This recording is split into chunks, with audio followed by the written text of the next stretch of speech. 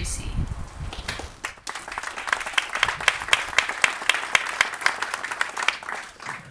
Thanks very much, and good afternoon. Well, thank you so much for inviting me to take part in this.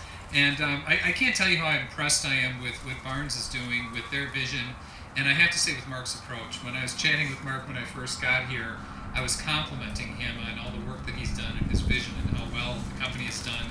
And he immediately pivoted and turned to his staff and said it's because of that person and that person and that person. And I think that speaks volumes not only about the staff, but about Mark and his philosophy and approach, and to why he's so successful and why this business is so successful.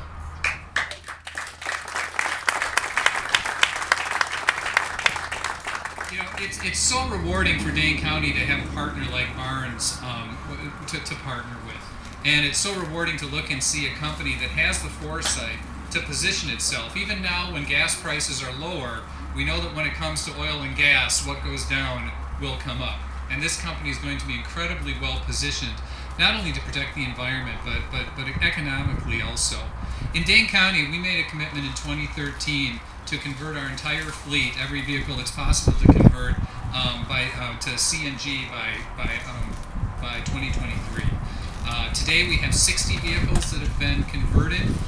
In the budget I just introduced this afternoon before I got here are the funds to convert another 15, so that by next year, 2017, we will have 75 vehicles, including 20 of our snowplows. So what we've done in our approach is to target first those vehicles that consume the most. And snowplows get as close to negative MPG as you can imagine. And the CNG in those plows, the highway workers line up to get those plows that are fueled by CNG because they like the way they drive and like the way they perform much better. We know that CNG is one of the cleanest fuels out there. At the county, we're fortunate that we have a landfill that folks like Mike DiMaggio, who's a former county employee, helped us take the methane gas that comes from rotting garbage, and we capture that and we make compressed CNG. Some of it we burn and generate renewable electricity before it's compressed, but we also compress it to fuel those vehicles. So the bio-CNG that we're using at the landfill is the cleanest transportation fuel out there, even more so than electric cars, that particularly in our area there's still a lot of electricity that's generated with coal. So Barnes moving in this direction and having a local partner for us to work with is such good news.